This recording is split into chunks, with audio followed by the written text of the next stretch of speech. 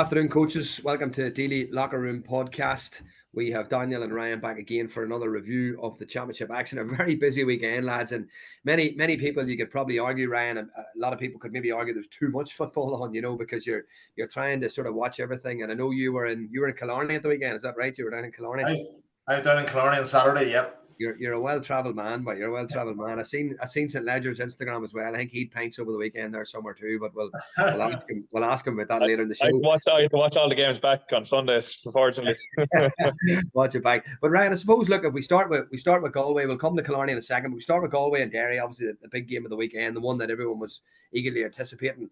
Really thought Derry, Ryan, after being knocked out of the Ulster Championship, you probably had a perception saying this is not a bad thing. They've had time to do work. Now they went to Portugal. I don't know what went on in Portugal. There's rumours of maybe a fallout between certain players or whatever. I don't know how true that is. You can only go by what you hear, but it just didn't seem a really joined performance from Derry, Ryan. And I know even the ill discipline of McKinless, that what he done was obviously, it's unforgivable what you do when you do that situation in such a big game. But it didn't look themselves, Ryan. It didn't look themselves, Derry. And I suppose, Stephen, once you do lose a game like that, and they obviously lost the last take against Donegal, then these rumours will start coming out. How true they are, I'm not too sure.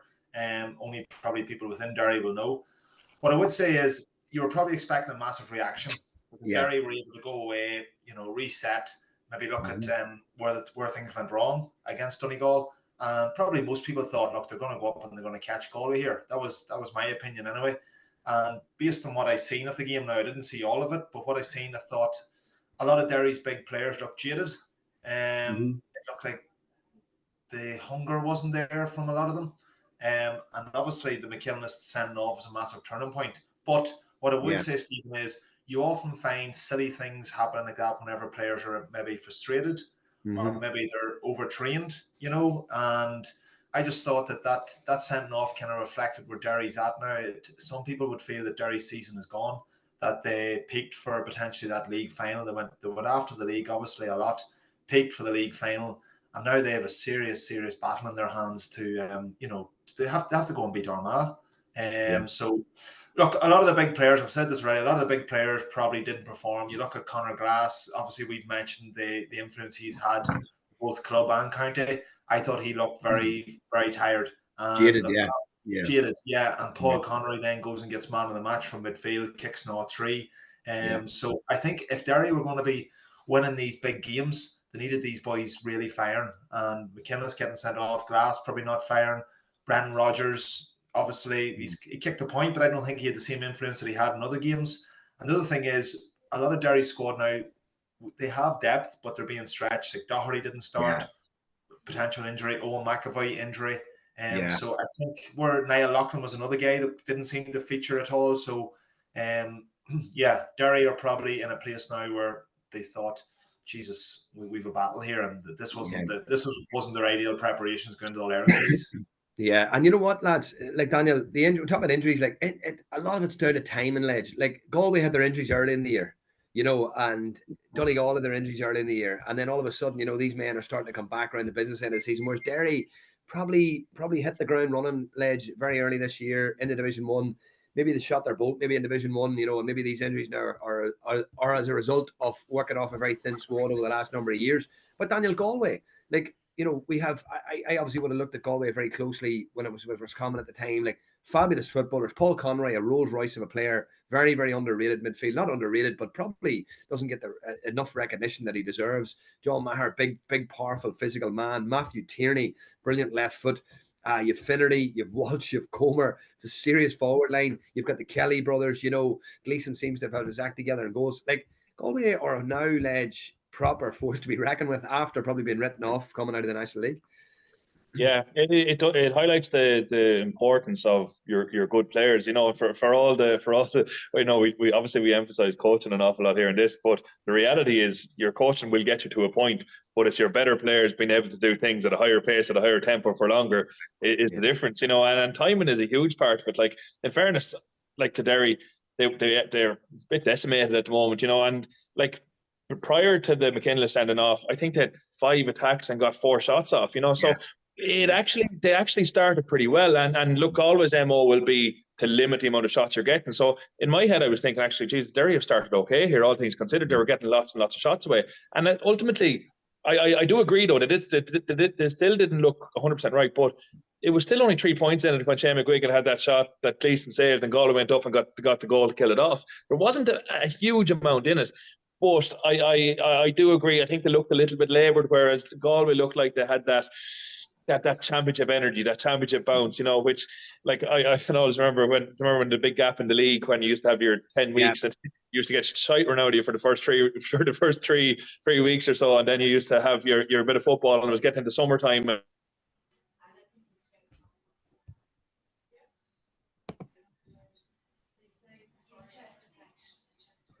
Just lost it for a second there, Ledge. Looked to be there with Galway, and I thought they were very impressive. I was impressed with them against Mayo because they just stripped the brass tacks,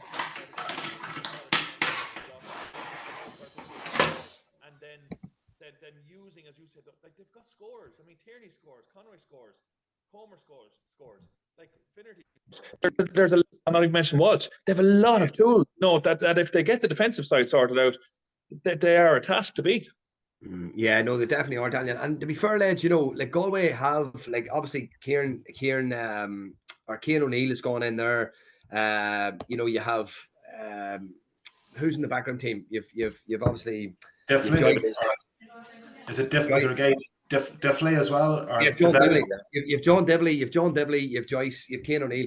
Like, it's an illustrious background team as well, and a lot of good coaching there too, Ryan, and like Galway are well organised. And we've got to remember that only 2 years ago, Galway came a kick of the ball away from winning us All Ireland. Like, you think of that big moment where Sean Hershon gives the free at 16 all the momentum was with Galway at that stage, and they kicked 18 points that day against Kerry, and our 16 points could have possibly won the game.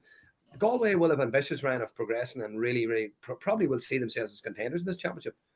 Yeah, well, what I would say, the one thing about Derry Galway, even when Derry have been dominating Division 2 and Division 1, I think they've always struggled to beat Galway. For some reason, Galway seem to have their number on them. Galway are a big physical team as well, so obviously around the middle, there's no issues there matching. Derry's Glass, Rogers, Emmett Bradley played. I think the reason why he played, obviously injuries, was number one, but Matthew Tierney is a colossal at wing half forward. So yeah, Derry have always struggled with Galway. And the thing about Galway is they've got brilliant forwards. So you can have all the defensive shapes that you want, but one-on-one, if you get the ball in early to these boys, you need to double up quick because they'll always have the beating of their men. So definitely, Stephen, 2 years ago, they played brilliant in All-Ireland final. We're very unlucky not to win it. And you would have thought this is going to be, an upward curve from there, from that moment on. And I feel, look, if it works out well, you'll be saying Galway timed it brilliantly. If Derry end up flopping throughout this campaign, you'll be saying their timing. Obviously, they're maybe overload of players. Glass coming straight back in after the All-Ireland campaign. Ethan Doherty probably wasn't as influential at the weekend as well. So I suppose from a coaching point of view, you're saying, yeah, look, it's about getting the load right, and it's about making sure that boys are able to get up for a big game. And if you ask them to get up for too many big games throughout the year, sometimes you can end up with egg in your face. Yeah, and I think, lads, probably a lot was made of the Donegal Derry game. It's sort of nearly the fact of what Donegal done the Derry, lads, probably created it's like a bubble, it's like a myth where teams like Derry are flying, and the more you hear that narrative, isn't it? Like, it's like a team. It's like you probably at club football, lads, or Kilmacud. You hear all the talk, and it can get into a player's psyche then, like, geez, this Derry team are hard to stop, they're impossible to beat, blah blah blah. Here we go, and yet you look at what Donegal done to them. So all of a sudden, other teams then, lads, are probably thinking it's only natural, and players then are starting to thinking, you know what, we can get at this team, like, and that can seep in, lads, in a group, can't it? Like, definitely, and as you say, yeah, the myth gets burst once, and all of a sudden, like you often think of that really good Dublin team, and obviously it's not a myth around them. They're obviously one of the best teams to ever play. But you think of how close Mayo got on so many occasions. All that would have taken was one defeat in one of those games, one point swing either way, and all of a sudden it's a completely different facade. But it's I think. Look, I think Derry will still have a little squeak at some stage, but with McKinless now being out, and even from a coaching point of view, how hard do you train in these 2 weeks? Like, how hard do you put? Like, they still have work to do on the field because they've obviously got a bit of transition of players, but then at the same time you're trying to regain that freshness. So that's going to be a really tricky balance to find. And obviously the group they have is not ideal. Like, you'd still fancy them to get out, like with 3 coming out, you still fancy them to come out of it, regardless. But kind of makes you wonder, did they work really hard in Portugal, say to themselves, look, we'll get a win to get through and take what comes in the next round?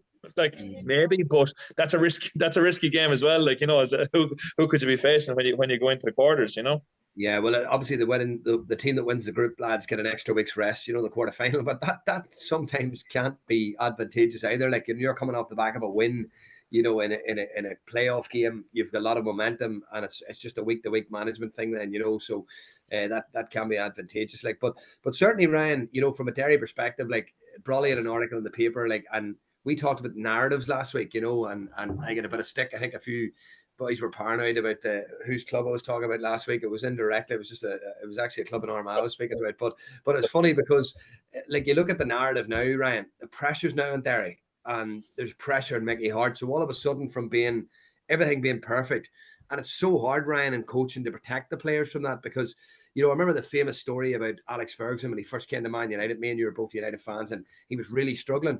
And he went to Sir Matt Busby at the time, and he said, like, I'm getting hammered in the media. The papers are saying this, the papers are saying that. And Busby used to turn around and say to him, well, just don't read them.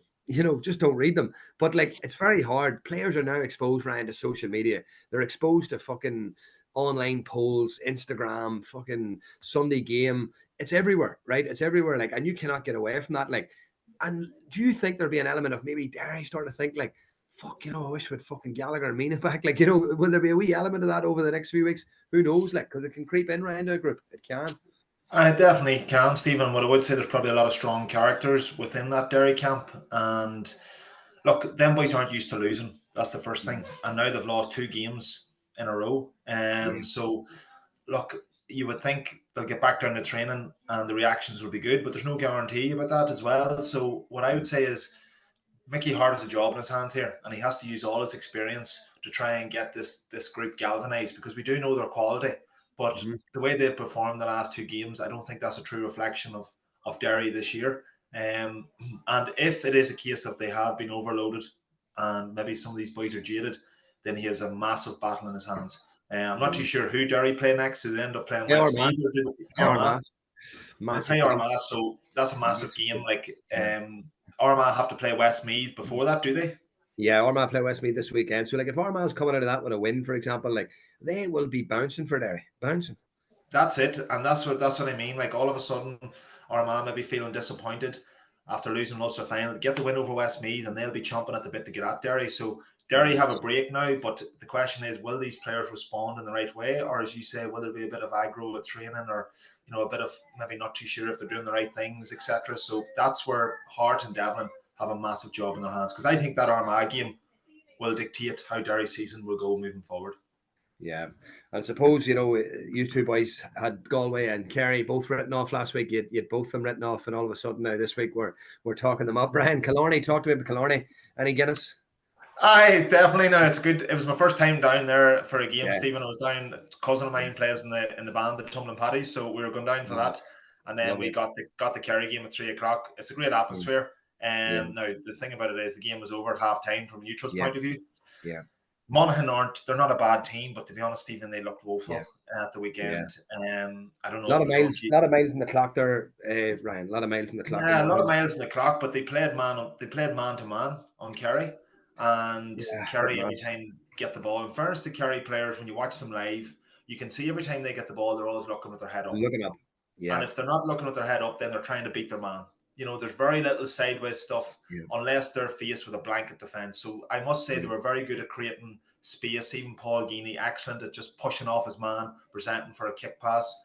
And I was extremely impressed with the Kerry forwards' work rate. Now, David Clifford doesn't have to work like the rest of them, but see Geaney, Paddy Clifford, all them boys, they put it in. So Kerry definitely looked impressive, but Monaghan they looked like they didn't belong at that level, and probably that's a worrying thing, because Monaghan, they're not a bad team. They're not the team that they were, but still I was expecting them to be competitive in this campaign.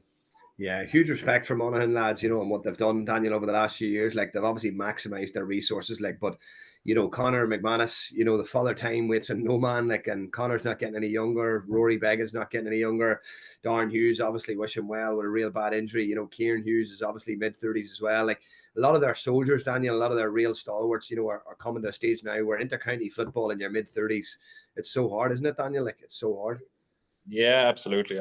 And look, I think you're going to see a little bit of this throughout these kind of, we'll call them qualifiers, group stages, whatever you want to call them, where I think teams will actually pick and choose what games they go after. Like, so, I mean, for example, Monaghan could have gone down to Kerry or down to Killarney and emptied themselves, put in a really good performance and still lost by 5 or 6. Yeah. I wouldn't be amazed to see kind of, like Ryan talked about, you can only get up for games emotionally so many times where you get to that pitch. I think you'll see teams picking and choosing a small bit.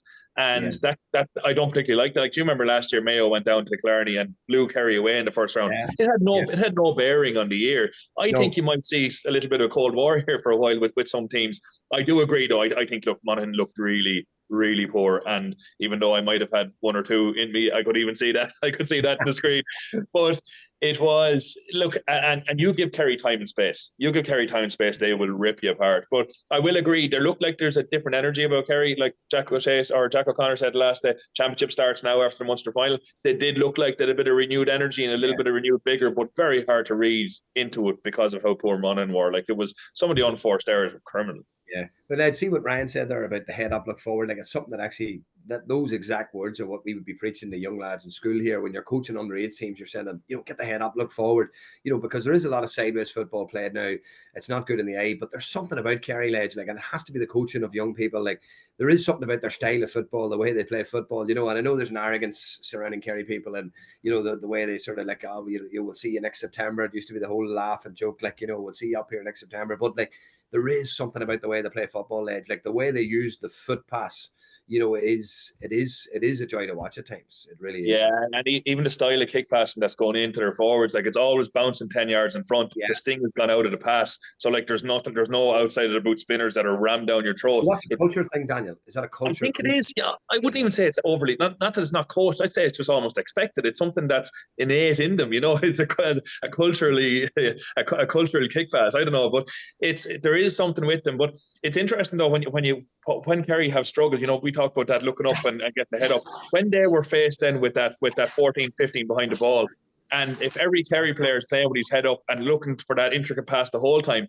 they were missing the kind of overloads with a quick switch or with a fast transition to one flank or the other, because it was always looking for that kick pass. So it's trying to balance those two things together. I think is quite a tricky thing sometimes. It's probably why Kerry have struggled at times, like with they struggled at times with Clare, struggled at times with Cork, because when that space isn't there for them, if every player is taking a play and 2 or 3 seconds to get their head up, eventually that can slow the transition down sometimes. Now, it's perfect when you've got space and time, absolutely.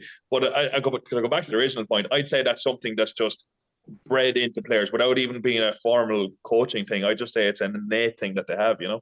Like, Ryan, I'm going to go back to actually Barney McAleenan. Barney McAleenan was in with Jordanstown as Sigerson manager with Adrian McGuckin for a long time. And I don't know if you know Barney, Ryan, do you? Yeah.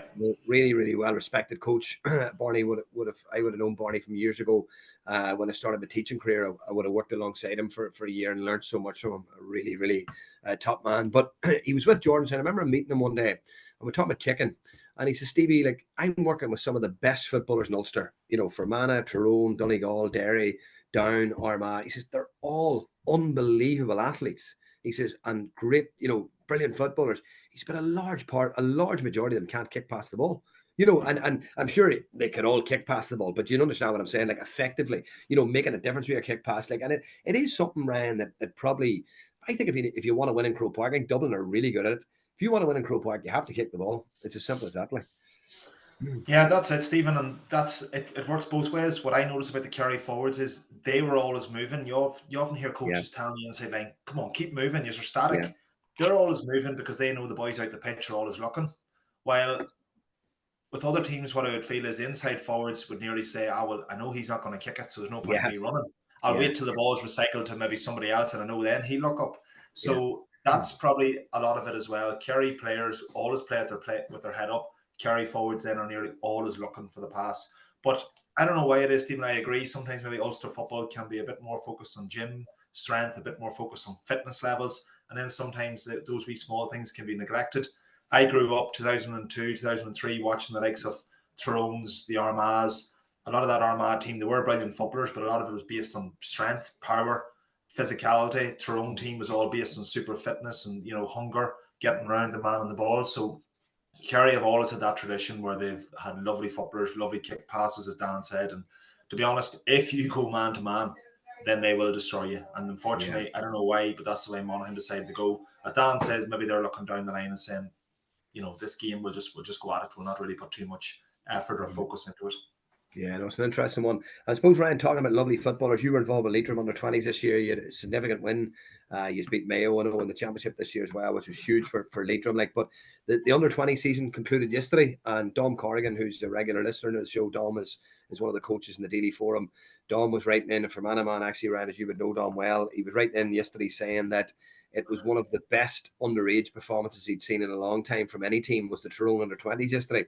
And the football they played, like, I don't know if you've come across them, but I know they played Kerry in a challenge match a number of months ago and hockeyed them down in Kerry, you know, so they were expected to win yesterday. But there's an innocence about under 20 football, I suppose, Ryan, isn't there? There's still an innocence about it that you can play a bit of football, isn't it? Like, yeah, well, what I would have found even this year, we obviously, as you said, involved Leitrim, we would have found that a lot of teams allow you to play football. There's probably not the same amount of tactics. There is, you know, you're going to have your certain setups, etc., but probably not to the same level as senior football. So I feel players of that age group can really go and express themselves. And I know Tyrone beat a Roscommon team that was really well structured, really well drilled, and Tyrone beat them easy enough in the last round as well. So I probably wasn't surprised to seeing Tyrone going on and winning that.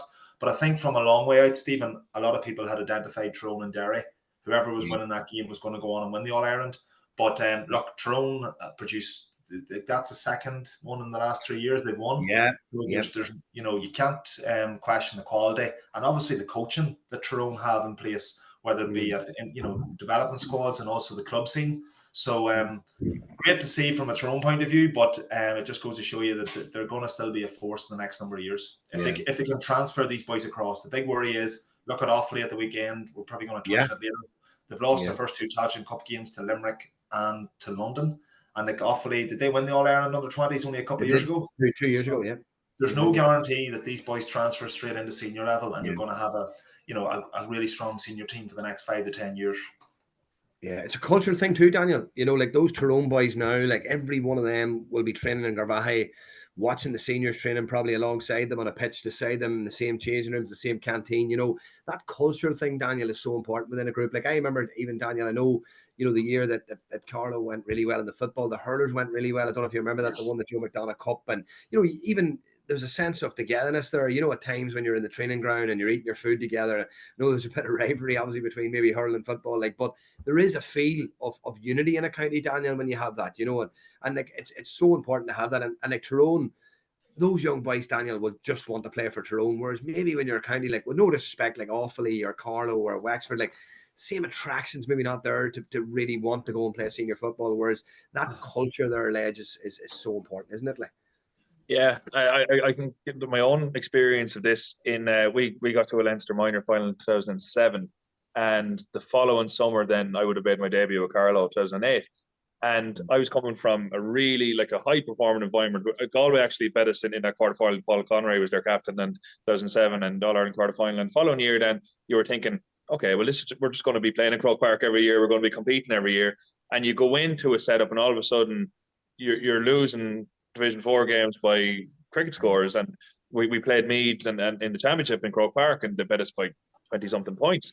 And all of a sudden, you're coming from this high-performing environment where you're really competitive to the standard just coming way down. And again, that's not anything against the teams that were there. That's just, as you say, years and years and years of teams that were kind of getting used to being beaten by Division 4 teams, kind of being used to being in that division. So all of a sudden, their attitudes aligned themselves to where they are. And that definitely had an impact on me. Anyway, all of a sudden, I probably wasn't mature enough to allow my standards to be maintained what they were in 2007, and all of a sudden I was starting to meet maybe the habits and meet kind of what was being done in the training field of some of those older lads who were great footballers and all the rest of it in their own right, but had probably 6, 7, 8, 9 years of Division 4. So sometimes it doesn't always transfer, but what I think Tyrone have done really well, like you look at Tyrone senior team at the moment, yes, they're not firing on all cylinders, but they have some amount of youth getting exposure at the moment. 20, 21-year-olds, thinking of Shawnee O'Donnell, the Canovans, all these lads. And like, you have 2 under 20 winning teams to come through. I think Tyrone, as Ryan said, in a couple of years, Tyrone could be a massive force, because that will be nurtured. There is no doubt about it. Like, you think of like the Matty Donnellys this world, the Conor Milers. These lads are setting a standard that every one of those under 20s are going to go and meet. And it's not just a standard in how you play, it's how you prepare, it's how you recover. And I think that is invaluable, because players will, especially young players, will meet the expectations that are set for them, whether the expectations are low or whether the expectations are high. So what you're telling us is, right, and it's a brilliant point, Daniel, on top of standards, what you're telling us is Paul Conroy and you shared the field together in 2008, right? He was man of the match yesterday, and you were 10 pints deep and 2 kebabs. I know who I prefer to be. Love a kebab. No, Ledge, some brilliant points there, Ryan. Ryan, I want to stay on this, right? Standards, culture. Those are the words used last week when Donegal players were talking with Jim McGuinness. Jim McGuinness came out in his interview and he talked about standards. You know, we want standards. Like, the standards weren't there last year, Ryan. Right? Under Paddy Carr, standards were shite. Players were walking away. Players were abusing social lives. Players probably weren't putting the effort in. Players were coming half fit. You know, those standards had dropped. Like, how do you get, Brian, those standards really implemented in a group? Like, it'd be interesting for coaches to hear, like from your perspective, Ryan, even from your own playing days, like, you've played under some brilliant managers who obviously had some brilliant standards, right? But as a player, as you got older, were you trying to sort of maybe enforce those standards on the younger players, or could you see the younger players coming in and raising the standards? Like, what is the environment of a change room? How do you create those standards? Like, yeah, well, what I would say is a brilliant coach can come in and obviously create these standards, but he's not going to be around forever. So then what I would say is, it doesn't have to be just the senior players, but the senior players that are going to be there, that are in their prime, that probably feel that they're in a position that they can talk or they can speak their mind if things are dipping. They got to hold these standards regardless of who's coaching them. So the thing about Tyrone is there always seems to be high standards in Tyrone, regardless of who the coach is. For the Donegal boys, it looks like McGuinness got a bounce out of them. Bonner obviously then came in after the 2014 campaign. Donegal probably were still competitive, but they weren't at the same levels as obviously the McGuinness era.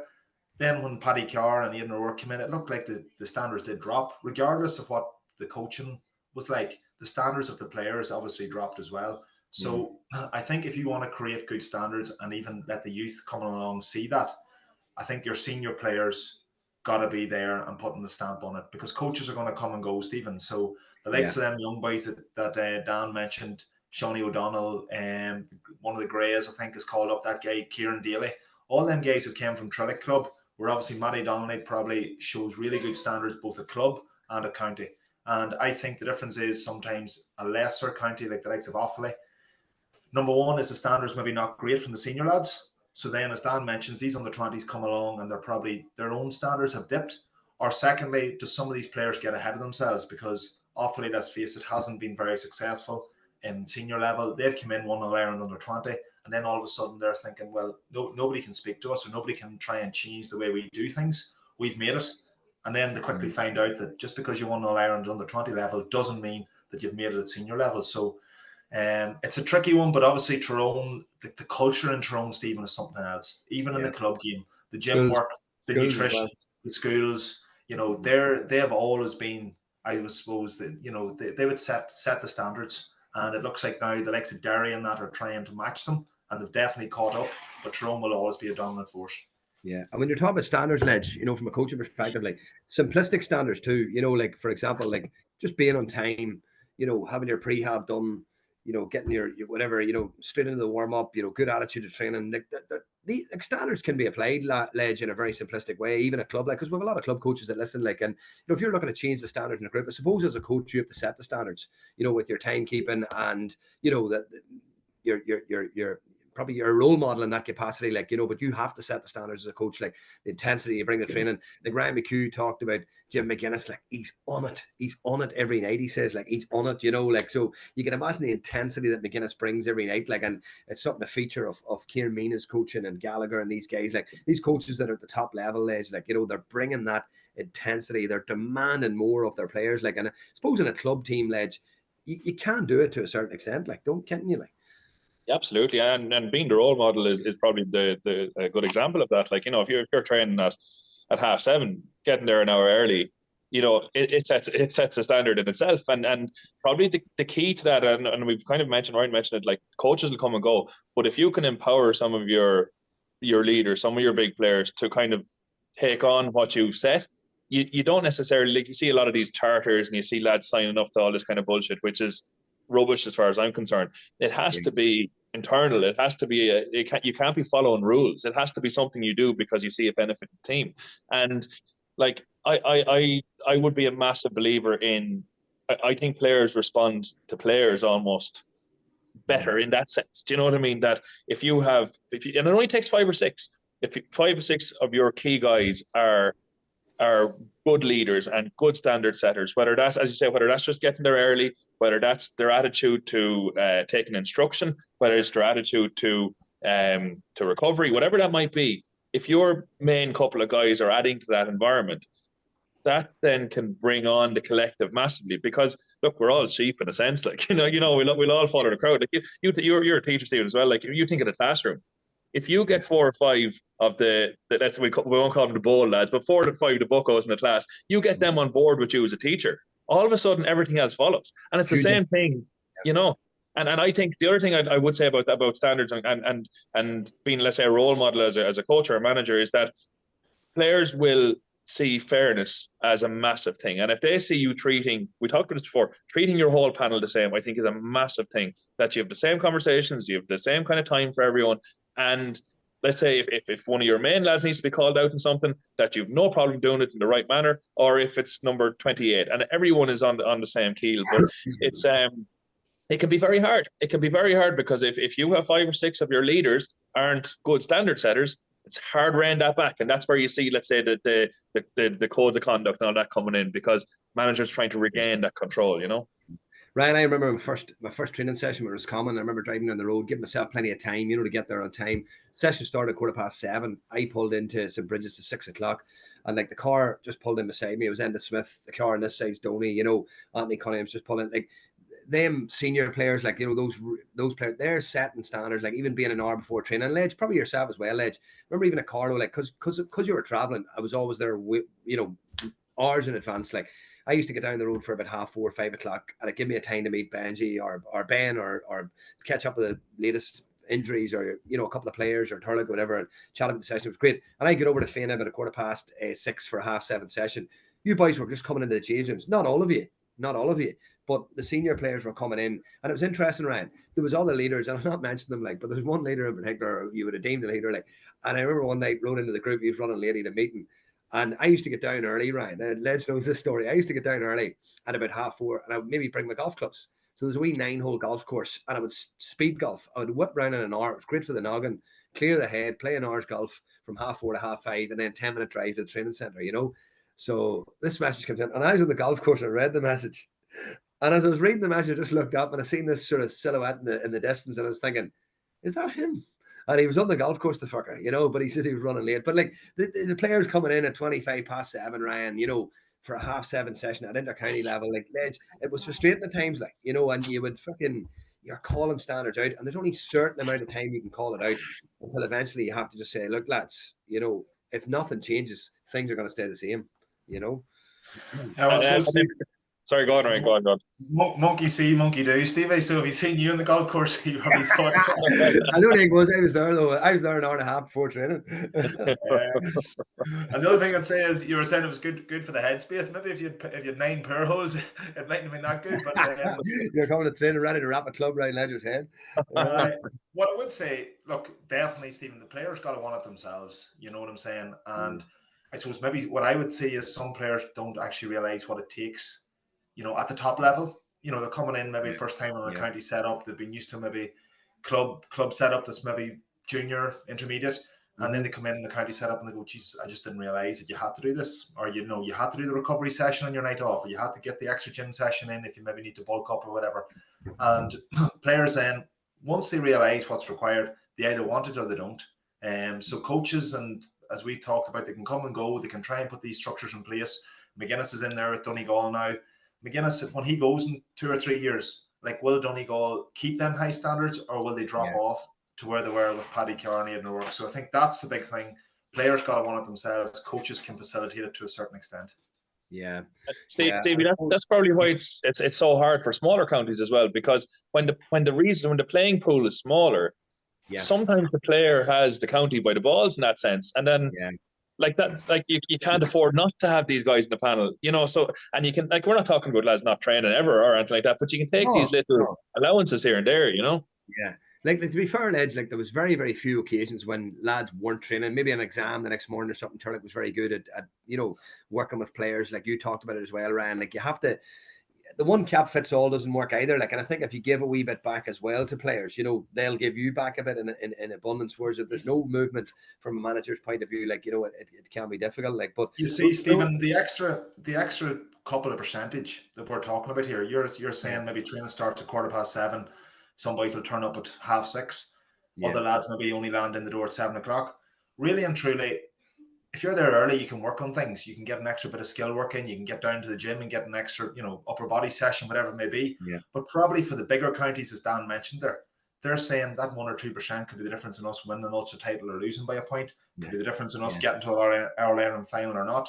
While the lesser counties, the player got to be super motivated, because they're probably saying, well, regardless of me doing this extra work, I'm probably still not going to win an Ulster. I'm playing. I'm going to be wearing number 11 anyway, or I'm going to be playing and we're probably still not going to win an Ulster title, So we had a physio, Ryan, at Carlow, Ben Doyle, Ledge, and Ben was super, and he was a brilliant physio, and he would be in the change room. So I'd leave the change rooms at say 20 to 7 to go out and set up, 15-20 minutes setting up, get back in, make sure I speak to everybody. Ledge would know my style as a coach. But what I liked about Ben was, Ledge, players would arrive and be sitting there, and Ben would pull them, right, get your foam roller done, get your band work done, right, straight away. Culture, lads, but you had to tell boys to do it, and that's, you want to get to a situation within a group where lads are coming, they're doing their prehab, it's automatic, it just, and that there wee small things, and it's the great John Wooden, as I say, small things make the big things happen, but look, there's no question about it, lads. It's a much easier sell when you're in a real top setup like a Dublin or a Mayo or a Kerry, where you can say to a boy, look, thank you, no problem, see you again, we'll see how you're getting on your club, and you bring another man in who's equally as good. But unfortunately you can't do that in smaller counties. Chatting about smaller counties, lads, obviously there's significant wins over the championship for the likes of Mayo at the weekend. Cork obviously beat Clare, but into the Tailteann Cup, I don't like using the word smaller counties, but certainly a county, Ryan, that you've spent a bit of time in this year, had a huge win at the weekend. Leitrim away to Longford. Brilliant year for Leitrim, and obviously Andy bringing in the likes of yourself to work with the 20s, Mickey Graham coming in with the seniors, that helps culture, it helps the players. The players are seeing a personality like Mickey Graham coming in, adding to an already really strong management team, and it can only give the players a lift, and that's a huge win, Ryan, away from home. Yeah, definitely, Stephen, and probably, as you said there, if Mickey Graham says something, players are going to listen, because number one, they're probably saying, let's see, Cavan's a very strong, footballing county, but for them to win an Ulster title was a massive achievement. For them to get up to Division 1 and stay up there a number of times was a massive achievement. So Leitrim probably say, well, Cavan's not a million miles ahead of us. So if Graham was able to get results and get these boys to a certain level, I'm going to listen to what he's got to say. So I definitely think Mickey would have added massively to Andy's great work. And I think Leitrim hadn't beat Longford in a long, long time. It was one of those things where just Longford always had the upper hand on them. Look, we know Longford's not in a good place. They lost by 20 plus points the week before against Kildare, and we know Kildare aren't firing. So Leitrim got the job done. They're now secure of second place. And what I would say is they're going into the Kildare game with a free shot, really. If they win it, they're top of the group, straight through to a quarter final. And if they lose it, and I suppose the big thing for them would be making sure that they're competitive against Kildare, because then I think that will stand them well. They've got a home draw for the preliminary quarter final then, probably the following week. But no, the promotion probably gave them boys a massive boost, and there's no doubt they've now carried that on throughout the Tailteann Cup. Yeah, and let's just looking at the Tailteann Cup, 17-point wins for Sligo, 17-point win for Down, 24-point win for Kildare. We talked about this last week, lads. It's becoming a little bit like the hurling championship, Ledge, where you're seeing these drubbins handed out. And it seems to me, Ledge, even the likes of it seems to me that teams have maybe decided that that's Tailteann's just not for us this year, And Jonathan Burton said at the start of the year it's the most open Tailteann Cup ever. I know it was a great PR stunt to try and sell it, but it's not. It's actually hard to watch, is it? Yeah. Well, look, it's, in fairness, there's probably 3 or 4 teams that are stand out above the rest, and again it highlights the necessity, like it highlights the difference between all the grades, and look, I'm still an advocate for there's 4 very clear divisions, and there's probably even more than that if you want to get really picky about it. Like, you could say there's the top 4, and then there's a next kind of 12, if we were being really honest about it. But look, again, we said it last week. This is about maybe getting the win for a group of players. Like, in fairness, like Leitrim will be delighted with that. Carlo would have been happy with the performance against Fermanagh. Like it's that's probably what it's about. But as you say, like you can very clearly see a team that's kind of said we might. Like I don't know the details of Offaly, but they might have said, listen, we're going to play every 20-year-old, 21-year-old, 22-year-old, or every lad who hasn't got game time all year. That could be their approach to it, as thinking long term for Division 3 next year. It might be the case. I don't know. But look, you can see the games that are competitive are the teams that are roughly beside each other. So Antrim Wexford was a competitive game, no shock. And then you have obviously Kildare down or that little bit ahead. But well, Fermanagh, Kildare down in Sligo, Ryan, seem to be the 3 team, or the 4 teams, sorry, that have probably started, the Tailteann Cup and probably taking it serious. Like I know Down are taking it very serious, and I know that they obviously want to win it this year because of the failure to win it last year, the failure to get into Sam Maguire 2 years in a row. Obviously next year could be Lavery's last year 3. You don't know, 3-year span normally for managers, but he'll want to prove himself in the top 16, Ryan. So for Down, like, this is important, but it's probably equally, Ryan, as important for Kildare. We talk about culture. The last thing Kildare want is to be in the Tailteann Cup again next year. That's it, Stephen. And as you mentioned there, you win it and you're playing the All-Ireland. And I would say there's no pressure in one way on Kildare. They're going out and they're probably, they know that they're better than a lot of teams. But the other side of it is, it's okay beating Longford and beating was it Waterford was the other game that they played? Yeah. Okay beating those teams, well, there's probably no pressure. But I think whenever Kildare get to the Tailteann Cup semi-final stages, then these players got to step up. And the other thing is, they probably know that this is Ryan's last campaign, and he's a very well got Kildare man. So if these players are anything about them at all, they should be busting themselves to go out and give their best for him as well, and try and finish the campaign on a high. But I still agree, you probably don't know where teams are at until we get to probably the Tailteann Cup semi-final stages. Antrim and Sligo probably play each other next. I think whoever wins that will top that group. But again, before the campaign started, we could probably predict the 4 teams that were going to top it. And it's we're 2 games in, and it's still looking that way. Yeah. Next week, lads, big weekend of football next week. Dublin are out against Roscommon. Huge game, Louth and Meath, massive game. In Inniskeen. It's actually a home game for Louth, but taking Inniskeen. Donegal Tyrone will be very interesting, Ledge. Very interesting game. And then we have a break in the Tailteann. So we'll be back again next week, lads. Thanks very much for your insights this week. Really enjoyable, real good chat about standards and culture. And I know the coaches will really appreciate those real life stories as well. Lads, thanks again. See us next week. Thank you, man. Great, guys. Bye. Boys.